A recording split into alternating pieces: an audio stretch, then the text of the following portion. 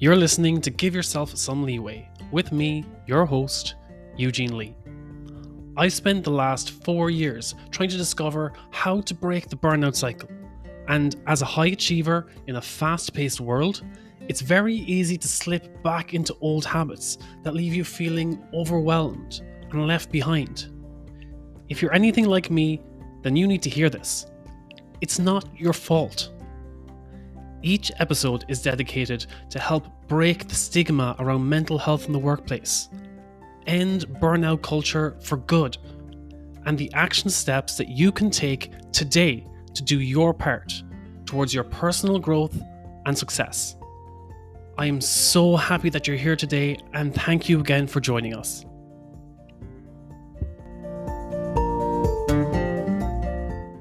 One of the most self-sabotaging traits that we exhibit when we're burning out or when we're completely burnt out is that of workaholism. And it brought me back to this conversation that I had with Lance Woods last year around how workaholism affected his life, leading to essentially his rock bottom moment when he felt that it had caused neglect in so much other areas of his life, especially those with his family, and how he recovered from that and achieved a healthier work-life balance. So I wanted to take a snippet from that conversation and go back over that, how we exhibited, both myself and Lance, how we exhibited different traits of workaholism and how they affected areas of our life and how we came back to work-life balance as a result of hindsight is 2020. When you look back and you're like, okay, that was a self-sabotaging behavior. Yes, that was definitely workaholism right there. But that's when I made the change. And that's when I realized, okay, I can get better from this. So if any of this that we discussed today triggers you in a way or makes you aware of, oh, I do something similar to that, that's actually relevant. Maybe there's help that I can get. Maybe it's time to have that conversation. So let me know what you think of today's episode. And yes, there is support you can get with Workaholics Anonymous, or maybe just even having a chat with a family or a friend. There were things that I overlooked at first, and that was things like I noticed when I first started, the kind of start of the down spiral into burnout is like when you're over enthusiastic and you're driven to get work done, and next thing that energy and motivation started to wane, and I started to compensate for that by like stacking up my car with Mars and Snickers and Monster Energy and Red Bull. And that was like to try and compensate for the lack of motivation and energy that I once had. And I was trying to compensate with caffeine and sugar and snacks. And those bad habits over time took their toll. It was something that like I overlooked at first. The next thing, they just became those tiny habits that became part of my routine, and they started having an impact on my health. And then, of course, over the span of 4 or 5 years, that took a major toll on me and on my both my physical health and then also my mental health as I started to fatigue. So I suppose that's just one aspect of it. But were there particular signs that you noticed as you were kind of reaching your burnout? Yeah, for me, during the time, like you said, I really didn't notice much. It was just kind of status quo, living my life, so on and so forth. And as I reflect back and I look at some of the things that I did, yeah, I started to realize that those signs were evident. One of the things that has helped in my recovery was getting involved with Workaholics Anonymous, and they have this thing called the 20 questions, which basically it's a list of 20 questions, and you answer X number of these questions, and it'll basically say whether or not you have an unhealthy relationship with work. Uh, I ran through the 20 questions, and I answered like 17 of them as a yes or something like that. And so um, I thought to myself after taking that assessment, I was like, okay, it's probably going to say if you answer yes to more than 10 or 15 of these, you probably have an unhealthy relationship with work. And so I go through, answered 17 yeses.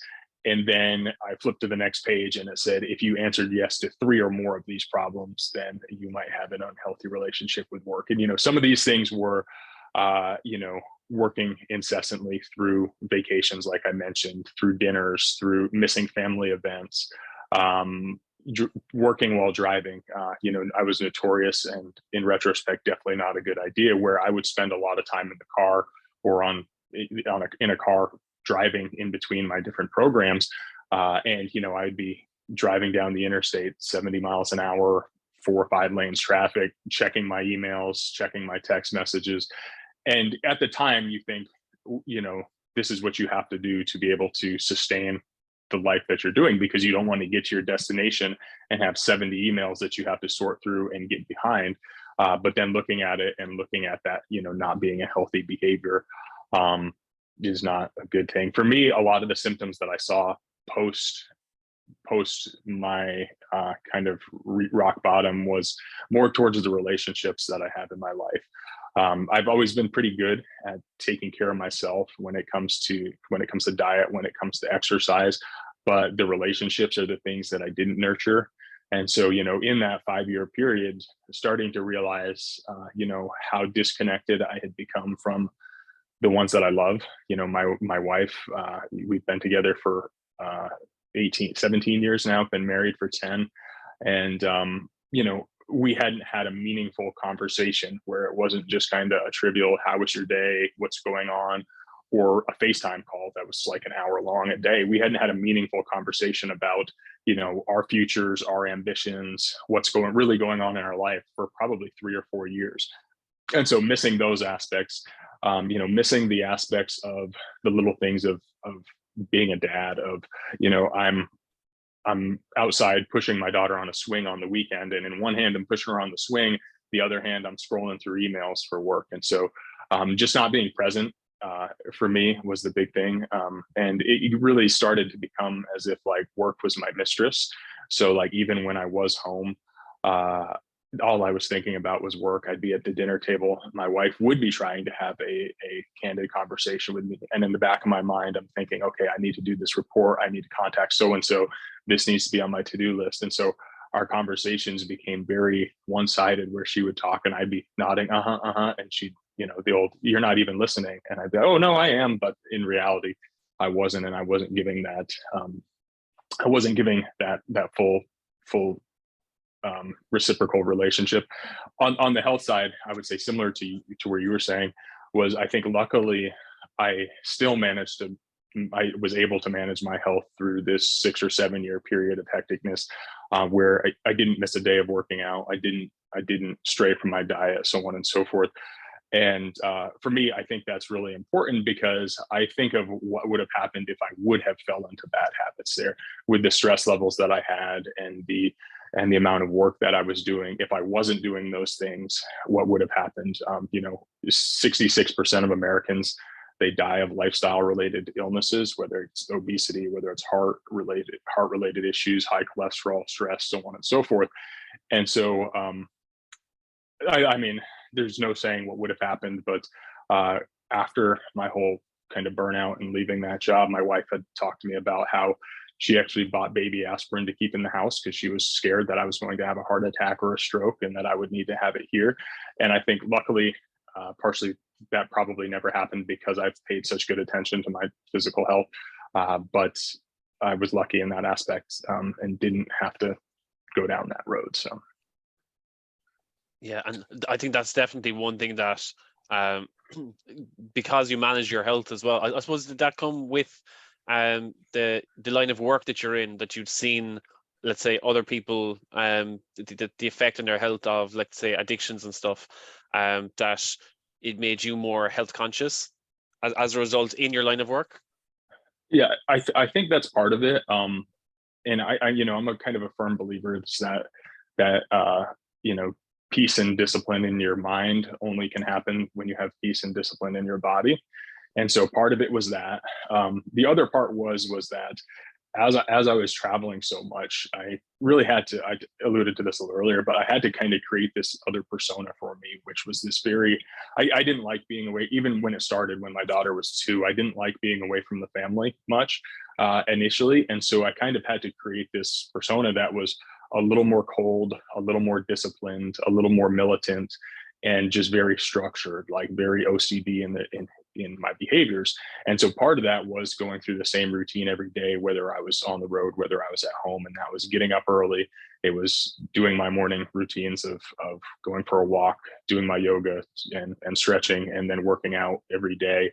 And that kind of had a cumulative effect. And so, I'm happy for that because it did keep me healthy. But the byproduct of that is that kind of, and I don't want to say cold, but that kind of isolated person that I became, that I had to create to be able to get through the stress of being away from home and not missing the things that I wanted, ended up consuming me over time. When you spend 5 years pretending to be a person or forcing yourself to be a person, you start to forget who you actually are.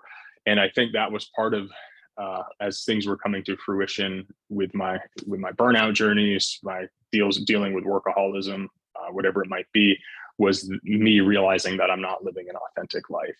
And so really realizing that this is where I should be and this is what I want to do, but this is what I have been doing and what I've been forced to do to be able to maintain a quality of life, finding that balance. And, it's one of those things where it's still an everyday struggle to find that balance, but it's just making sure that we're taking positive steps every day.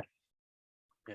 And you mentioned, let's say when those workaholism behaviors that you like eventually down spiraled into your burnout and you've hit rock bottom. What did hitting rock bottom look like for you?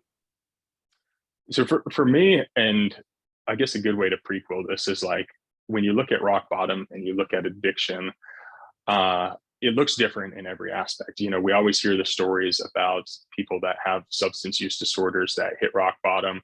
They overdose. They're in the emergency room. They lose their family. They lose their kids. They lose their job, whatever it might be. I was lucky enough where a lot of that didn't happen. And obviously this was a process addiction or a behavioral addiction versus substance addiction.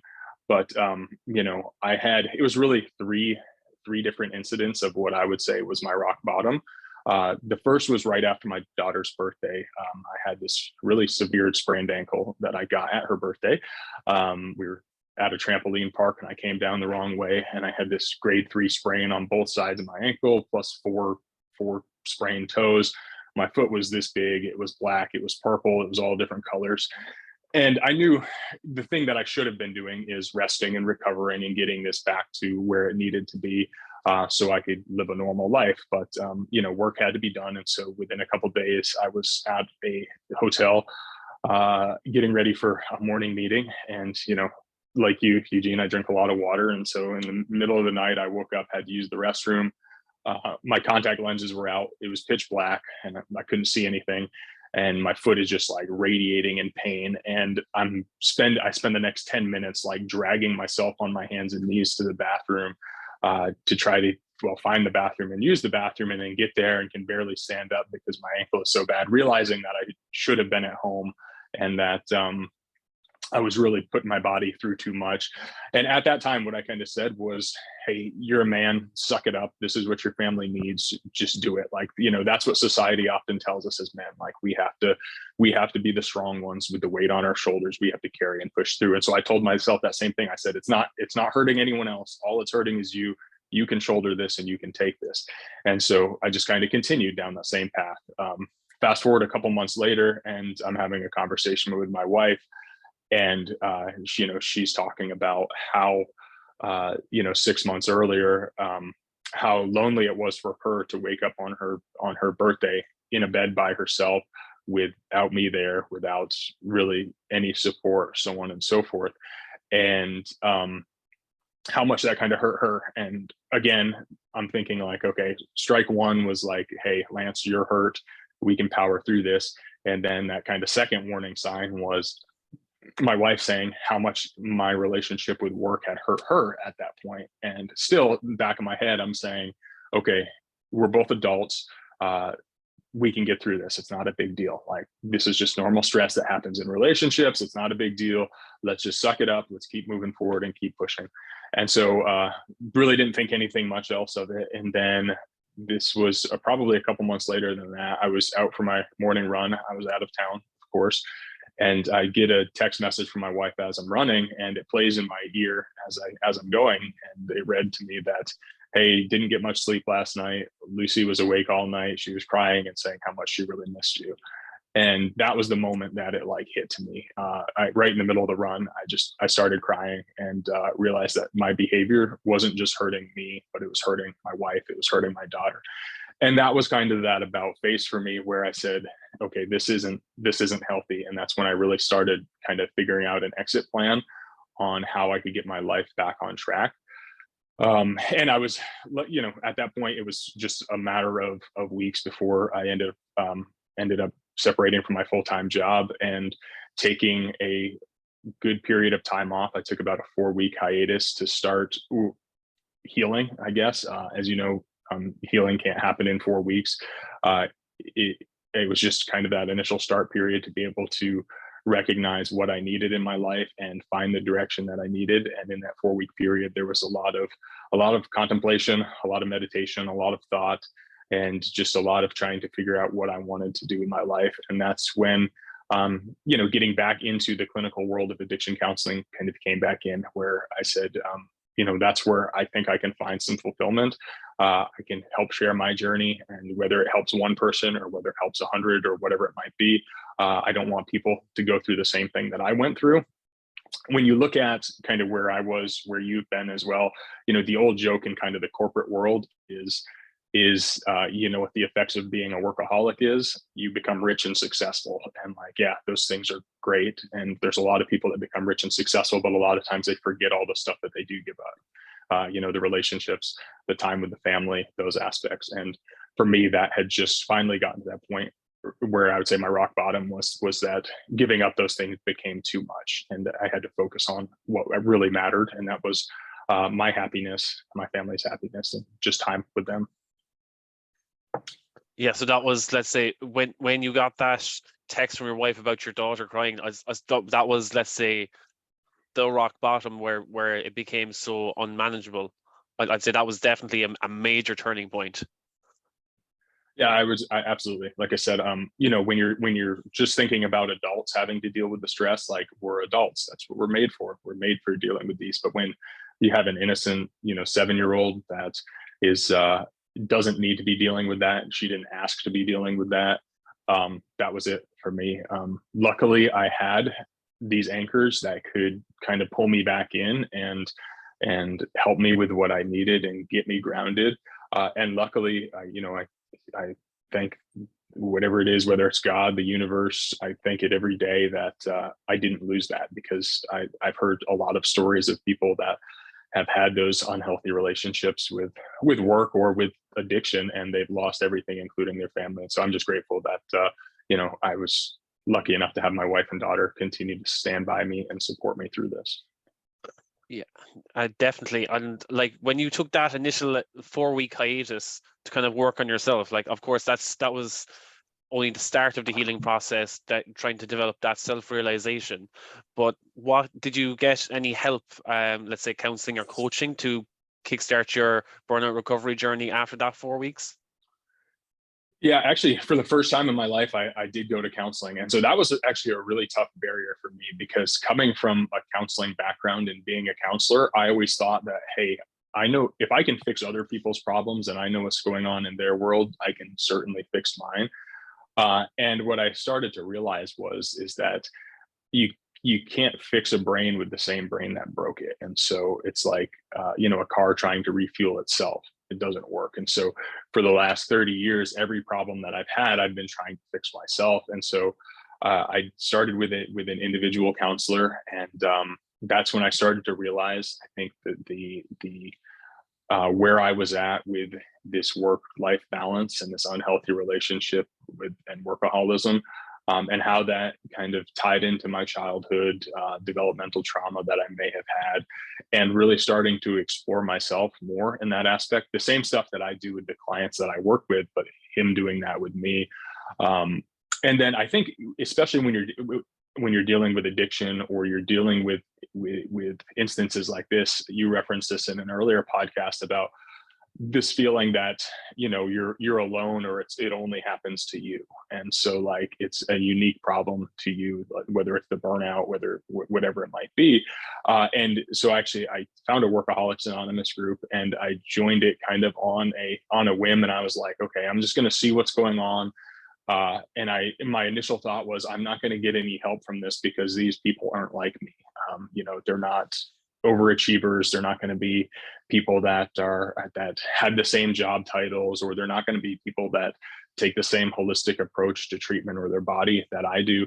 And I joined a group on a Monday afternoon, and it changed my life. I instantly connected with a couple individuals in that group, who were in very similar circumstances that I was in, but they were the folks that had lost everything. They lost their families. They had no more, they didn't have relationships with their children or their wives or ex-wives at that point because of what they dedicated into there. And it was a good realization to see other people in those aspects. I mean, this is everything from CEOs of companies to entrepreneurs to professional athletes that were in these groups. And seeing that your problems, my problems are not unique, that there's other people out there that are having those same problems, and just being able to have that support and having other people that have went through this journey to help guide you. And for me, that was huge. And so I've been attending groups weekly, just to be able to continue to have those relationships, and to also to be able to provide reciprocal service and talk about my experience, because there could be some new members that are coming into a group, or new people that are coming in, that could grasp something that I say. So You feel that you're alone and you're the only one going through this. And I think as well, especially when it comes to men, they feel that if they do reach out, it's the discomfort of feeling vulnerable and incompetent if they were to reach out and admit that they have an issue with their workload, and that they're feeling that they're burning out or reaching their capacity. And it's realizing that there are communities and support groups out there, that you don't have to go through any of this alone, and there's coaching and everything to help you kickstart your journey. It's you don't have to walk like blindly into your recovery journey once you have that realization that there are supports out there. I think that's definitely a great point to make. I suppose then when it comes to starting your recovery journey, it's all about the tiny habits that we make. Where, as again with the podcast, it's about taking a step back, taking a deep breath, and giving yourself that leeway to be like, okay, the whole journey itself, if you look at it at the whole spectrum of what you can do to help recover, it can be overwhelming. Because if you have to take into account trying to make a work-life balance, trying to focus on where you want to go in your career, how to make time for your family, and it can get overwhelming taking care of your own physical health and self-care. And it's like, what tiny habits did you start to implement to kickstart your recovery journey, so that you could successfully work out that work-life balance today? Yeah, so for me, and this is one I still struggle with today, is that I don't like I have trouble justifying time away from my family now to do things for me. So even if that's my own recovery journey, it's hard for me to get onto a meeting or to go to a counseling session for myself, if it's going to cut into family time, right? And so I still have trouble justifying to myself that taking that hour to focus on me is actually better in the long term than it is to maybe spend that hour watching cartoons with my daughter on a Saturday afternoon. I need to look at, for me, it's still a day by day of looking at today and then how that affects the long-term process. And so, me being able to stay safe stay in a place where I'm healthy in my relationship with work could mean that it prolongs my life by 15, 20 years, whatever it might be. But so for me, saying, okay, I'm going to trade an hour every Saturday to focus on me, to live 15 to 20 years longer is the rationalization I have to do in my head every day. You had an episode, I think it was episode 4 or 5, where you were discussing how to create different habits. And that was another aspect. And so for me, a lot of it was being able to implement basically that same approach of looking at what were unhealthy habits in my life and figuring out how I could replace those. And some of that was kind of some cognitive training and restructuring in my own brain of when I used to be driving and all of a sudden I'd think, oh, I need to check my email, because if I don't get to this email, I'm not going to do my job, so on and so forth. And then there's going to be this catastrophic downfall. I'm not going to get promoted, and kind of catastrophizing that. So that was my justification for picking up my phone and checking my email when I'm driving. I got to stay ahead of the game. I got to continue to give value back to the workplace. For me now, I mean, every day when I'm driving to work, when I'm driving home from work, I still have that thought of, hey, I need to check my phone. I might have a message. There might be something going on. But for me now, it's the restructuring of, I know if I pick up that phone, that's one step closer to being that guy I don't want to do. And rather than thinking what I'm going to lose at work, I start thinking of what I could lose in my home life if I pick up that phone. And so it's that same habit, and just challenging that thought of, okay, if I pick up this phone, then I'm driving. That's not safe. Like, let's not do that, especially in traffic. But then I'm thinking, okay, that's one more boundary that I'm stepping over. And when you step over one boundary to the negative, it's going to start compiling. Like, it's going to have this cascading effect of, now I'm checking my phone at work. Now I'm working through dinner again. Now I'm back on the road. And so reminding myself, rather than the negatives of what could happen at work, reminding myself of the negatives that could happen in my home life or in my personal life. And really trying to find that balance. And then at the same time, trying to reinforce my positive cues. And so making sure that I'm taking time. One of the things that I did was I set some bottom lines of, these are the things that I'm not going to do during the work week anymore. And so I very clearly outlined, like, I'm not going to work more than 45 hours a week for someone else. So if I'm getting close to those hours, it's like, okay, I need to check in with myself. I need to take a time out. I need to see what I need to do. And really just trying to hold myself through those. Another one was that I'm not going to work through lunch breaks or through meals. And so even when I'm at the office or whatever it might be, not multitasking when I'm eating food, little things, and just checking in. And every single day, it's a reminder. Like, literally I sit down with my lunch, whatever it might be. I pick up my phone and I start checking my email, and I'm like, okay, no, I said I'm not going to do this, and just really trying to reinforce the good habits. But it's one of those things, like, as you know, it's a lifelong journey. And that's when they look at addictions, whether it's substances or process and behavioral.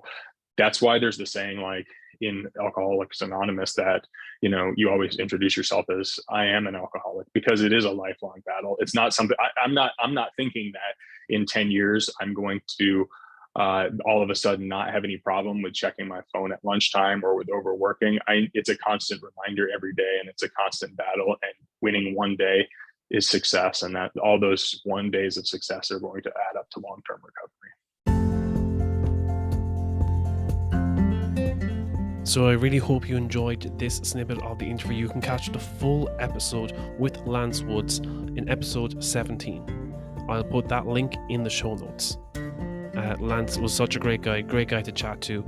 If there were any parts of this that helped you become more aware, maybe there was something that triggered you, or maybe there was an aspect of this that was like, okay, that's relevant to where I am right now. Maybe I am exhibiting symptoms of workaholism. Maybe there's something I can do about it. How do I get started? You can always reach out to Workaholics Anonymous, or we can have a conversation and look at different services that are available to you right now to help you get started on beating workaholism and preventing that burnout from ever happening.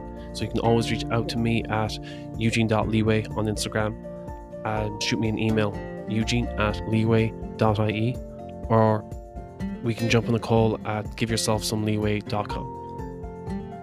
Thank you, and I really hope you enjoyed today's episode. Until next week, take care.